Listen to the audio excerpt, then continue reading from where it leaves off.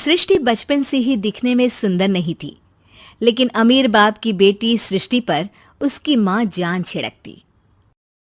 मेरी बेटी कितनी प्यारी है, भगवान सबको सृष्टि जैसी बेटी दे। सृष्टि धीरे धीरे बड़ी होती है। एक दिन सृष्टि की सहेली कहती है, तू दिखने में कितनी अजीब सी है, लेकिन मैं जानती हूँ हम सब में सबसे अच्छी शादी तो तेरी ही होगी। तेरे पापा अमीर जो हैं। और बता नहीं सकते यार, दहेज तो हर कोई देता है, ये क्या ज्यादा ले जाएगी अपने पति के लिए? अरे बड़े शहर में कोठी है इसके पापा की। अरे पापा की है ना, कौन सी इसकी है? इसकी होती तब तो कोई भी लड़का इससे शादी कर लेता। अरे पापा की मतलब पापा की है तो मेरी ही है ना? किसने कहा? अब तेरी तो तब होगी ना जब तेरा भाई ना हो। वैसे भी शादी के बाद सारी प्रॉपर्टी भाई के नाम होती है। सृष्टि समझ जाती है कि उसे किसी भी हालत में माँ बाप की सारी प्रॉपर्टी को अपने नाम करना है, लेकिन कैसे? एक दिन सृष्टि का भाई शीनू कहता है, बहन क्या कर रही है? तुझसे एक बात करनी है। अरे हाँ हाँ करना, मैं तो तेरी बहन हूँ। बहन मेरी लाइफ में ना एक लड़की है, बहुत अच्छी है। मैं सोच रहा हूँ माँ और पापा से बात करूँ शादी के लिए। सृष्टि को समझ में आ जाता है कि भाई की शादी होते ही भाभी उसे एक दिन भी घर में बर्दाश्त नहीं करेगी। क्या बात है भाई, बताना कौन है वो? यार वो बहुत अच्छी लड़की है, पढ़ी लिखी है, मेरे साथ जॉब भी करती है। बस एक प्रॉब्लम है। प्रॉब्लम? क्या प्रॉब्लम है भाई? यार वो शादीशुदा है, लेकिन उसके पति ने उसे सिर्फ इसलिए छोड़ दिया क्योंकि उसके माँ बाप दहेज नहीं दे पाए। सृष्टि ये सुनकर न जाने क्यों खुश हो जाती है। अरे भाई तो क्या हुआ, लड़की तुझे तो पसंद है ना? शीनू को लगता है कि बहन उसे समझ रही है। वो इस बात से अनजान होता है कि उसकी बहन की मंशा पूरा घर हड़पने की है। सृष्टि अपनी माँ से कहती है, मम्मी मुझे तो बहुत चिंता है। पता है शीनू क्या कर रहा है? अरे क्या कर रहा है? वो तो काम पर जाता है और वापस घर आता है। नहीं ना माँ, वो यही तो नहीं कर रहा, बाकी सब कर रहा है। आपको पता है उससे प्यार है, और वो भी एक शादीशुदा लड़की से। ये क्या हो गया? मैं सोसाइटी में क्या मुंह दिखाऊंगी? अरे तेरे पापा तो यही कहेंगे कि मैंने ही उसे बिगाड़ दिया है। माँ देखो, मेरी बात मानो, पापा पर भी विश्वास करने की जरूरत नहीं है। अब आप ही बताओ, पापा इतनी देर घर के बाहर रहते हैं क्यों? बोलो। अरे बेटा वो तो नौकरी करते हैं ना। तू बहुत भोली है माँ। पापा का ऑफिस तो 7 बजे खत्म हो जाता है, लेकिन देखो कितनी देर से आते हैं। अरे नहीं नहीं बेटा, ऐसी कोई बात नहीं है। सृष्टि माँ को एक औरत से बात करते पिता की फोटो दिखाती है। देखो माँ, कैसे हैं पापा? मैं ना कहती थी कि पापा सही नहीं है। मैं तेरे पापा से बात करूंगी, दे फोटो मुझे।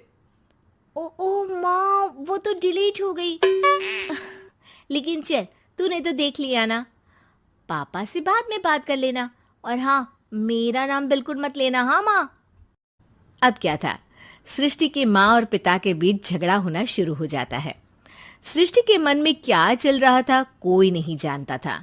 एक दिन, माँ सृष्टि के लिए एक लड़का देखा है, वो लोग शाम को उसे देखने आने वाले हैं। और हाँ माँ, एक खुशखबरी, मैं और पापा मिलकर एक नया बिजनेस ट्राई कर रहे हैं। शाम को लड़का आता है, सांवले रंग का। सृष्टि को तो बिल्कुल भी पसंद नहीं आता। लड़की की माँ कहती है, लड़की का चेहरा तो कोई खास नहीं, लेकिन अगर मेरे बेटे को आप लोग सेटल कर दें तो मैं उसकी शादी आपकी बेटी से करवा दूं। सृष्टि को लड़का बिल्कुल पसंद नहीं था। उसे भाई पर गुस्सा आ जाता है। लड़के वालों के जाने के बाद कहती है, माँ देखा, शीनू मेरे लिए कैसा लड़का लेकर आया, न दिखाने लायक न सुनने लायक, सेटल भी नहीं, वो भी हम करे। अरे माँ, मैं जानती हूँ ये मेरी शादी किसी भी घर में क्यों करवाना चाहता है। अरे कैसी बात कर रही है बहन? तूने तो देखा ना, लड़के को मैंने ही मना कर दिया तुझसे शादी के लिए। जिसने लड़का बताया था उसने उसकी बहुत तारीफ की थी। बात आई गई हो जाती है, लेकिन सृष्टि का मन शांत नहीं होता। क्या करूं, कुछ समझ में नहीं आ रहा। मेरी शादी हो गई तो ये लोग पूरी प्रॉपर्टी शीनू के नाम कर देंगे, मेरे हाथ तो कुछ लगेगा ही नहीं। तभी सृष्टि को आइडिया आता है। वो किसी वकील को फोन करती है। जी देखिए, अगर आपके मम्मी पापा का तलाक हो जाता है तो आपके पिता की आधी प्रॉपर्टी आपकी माँ के नाम हो जाएगी, फिर उसे वो किसी को भी दे सकती है। सृष्टि अब माँ को बेटे के खिलाफ भरती है। माँ, शीनू पर नजर रखा करो, वो जिस लड़की के प्यार में है ना वो शादीशुदा है। यहाँ आएगी, सारा पैसा, रुपया, जमीन, जायदाद सब हड़प लेगी। पापा का भी हाल तुमसे छुपा नहीं है। ऐसा ना हो कि मैं और आप एक दिन सड़क पर भीख मांगे।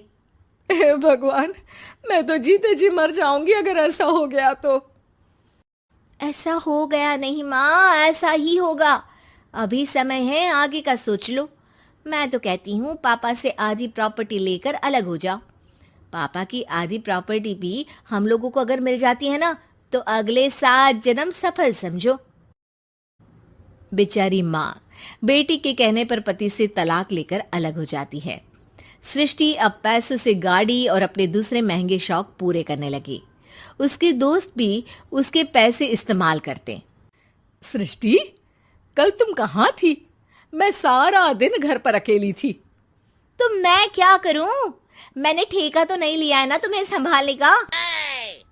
माँ को सृष्टि से ये उम्मीद नहीं थी। वो बैठकर रोने लगती है। वहीं उसका पति यानी कि सृष्टि के पिता आ जाते हैं। मैं जानता था कि तुम्हारा यही हाल होगा, तो आपने मुझे रोका क्यों नहीं? मैं रोकता तो तुम रुकती क्या? सृष्टि के कहने पर तुमने मुझ पर अपने बेटे पर शक किया, लेकिन तुम ये भूल गई कि कैसे हम दोनों ने मिलकर जीवन में इतना सब खड़ा किया। माँ पति के गले लग जाती है। मुझे माफ कर दीजिए, मैंने आपकी कमाई का एक बड़ा हिस्सा गवा दिया। कोई बात नहीं, तुम साथ हो तो मैं ऐसी 7 प्रॉपर्टी खड़ी कर दूंगा। तभी वहां सृष्टि आ जाती है रोते हुए। माँ, मयंक ने मुझे छोड़ दिया। वो बोल रहा था जब तक मेरे पास पैसे थे तब तक ही वो मेरे साथ था। पापा,